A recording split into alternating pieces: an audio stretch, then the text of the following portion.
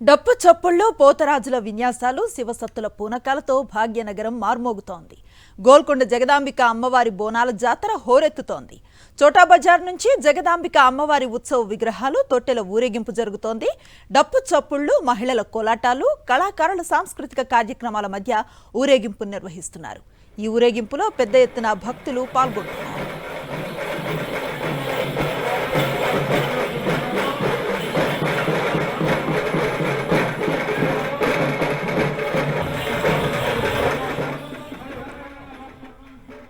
బోనాల సందడికి సంబంధించి గోల్కొండ నుంచి మరింత సమాచారాన్ని మా కరెస్పాండెంట్ కల్పన అందిస్తారు. కల్పన, ఎలాంటి వాతావరణం కనిపిస్తోంది అక్కడ?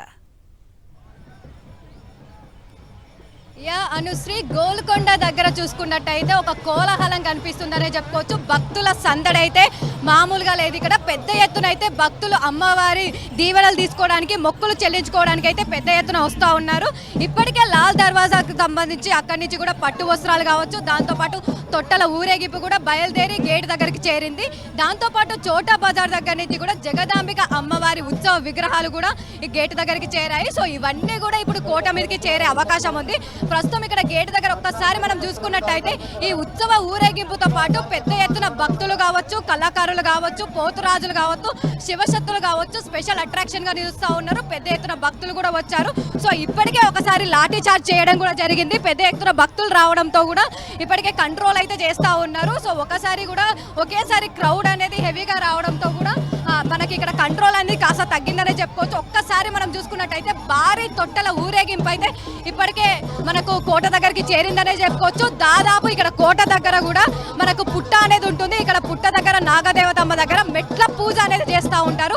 మెట్ల పూజ అనంతరం కూడా ఈ తొట్టెలన్నీ కావచ్చు, దాంతోపాటు జగదాంబిక అమ్మవారి విగ్రహ ఉత్సవాలు ఏదైతే ఉందో తొలి బోనం, అమ్మవారికి సమర్పించే తొలి బోనంతోనే మనకు బోనాలు అనేవి మొదలవుతాయి. అట్లాంటి తొలి బోనం కూడా అమ్మవారికి సమర్పించే అవకాశం ఉంది. మరి కొద్దిసేపట్లో కూడా ఇంకొక 1 అవర్ లో కూడా ఇక్కడి నుంచి కూడా మనకు కోట మీదకి చేరే అవకాశం ఉంది. కోట మీదకి చేరాలంటే దాదాపు 360 మెట్లు ఉంటాయి. ఆ 360 మెట్లెక్కి కూడా ఇవన్నీ కూడా అక్కడికి చేరుకోవడానికి మరొక గంట సమయం అయితే పట్టే అవకాశం ఉంది. ఒక్కసారి మనం ఇక్కడ ఉన్న సిచ్యువేషన్ అయితే చూసుకోవచ్చు. పెద్ద ఎత్తున అయితే భక్తులు ఒకేసారి ఊరేగింపుతో తరలి వచ్చారు.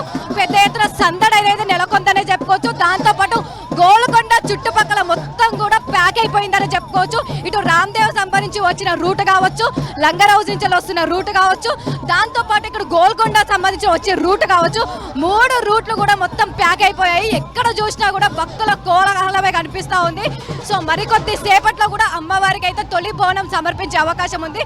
తొలి బోనం సమర్పించిన తర్వాత తెలంగాణ వ్యాప్తంగా కూడా మనకు బోనాలు అనేవి అయితే షురు అవుతాయనే చెప్పుకోవచ్చు. ఒక్కసారి చూస్తూ ఉన్నాం కదా, ఇప్పటికే భక్తులు కూడా పెద్ద ఎత్తున రావడం, దాంతోపాటు తోపులాట జరగడంతోనే ఇప్పటికే ఒక 2 భక్తులు కూడా సొమ్మసిల్లి పడిపోవడం జరిగింది. దాంతోపాటు ఒకసారి మనము విజువల్స్ లో కూడా చూసుకోవచ్చు, అంబులెన్స్ కూడా మనకు ఇక్కడ కనిపిస్తూ ఉంది. ఇప్పటికే ఒక 2 భక్తుల్ని కూడా హాస్పిటల్ కి తీసుకెళ్లడం జరిగింది. సో ఇప్పుడైతే పెద్ద ఎత్తున అయితే భక్తులు వస్తూ ఉన్నారు. ఒక్కసారి విజువల్స్ లో చూసుకున్నట్టయితే పోతురాజులు కూడా మనకు కనిపిస్తూ ఉంటారు. దాదాపు 100కు పైగా పోతురాజులు అనేది మనకు ఈ ఊరేగింపులు అయితే పాల్గొన్నారని చెప్పుకోవచ్చు. సో మొత్తం అయితే గోల్కొండ కోట దగ్గర అయితే భక్తుల కోలాహలం సందడి అయితే నెలకొందనే చెప్పుకోవచ్చు.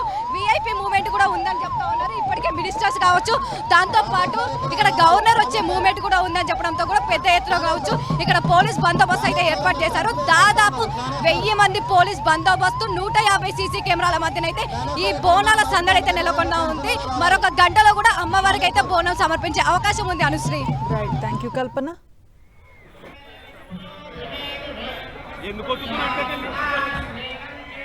దిల్లం బల్లం మోతలతో శివసత్తుల పూరకాలు, పోతురాజు ఆటల మధ్య బోనాలు ఆలయానికి తరలి వస్తూ ఉంటే గోల్కొండ కోటలో ఆధ్యాత్మిక సందడి నెలకొంది. దశాబ్ది బోనాల పేరుతో పండుగను అంగరంగ వైభవంగా నిర్వహించేందుకు ప్రభుత్వం 20 కోట్ల నిధులతో ఉత్సవాలు నిర్వహిస్తోంది. భక్తులకు అసౌకర్యం కలగకుండా భారీ బందోబస్తును ఏర్పాటు చేస్తోంది.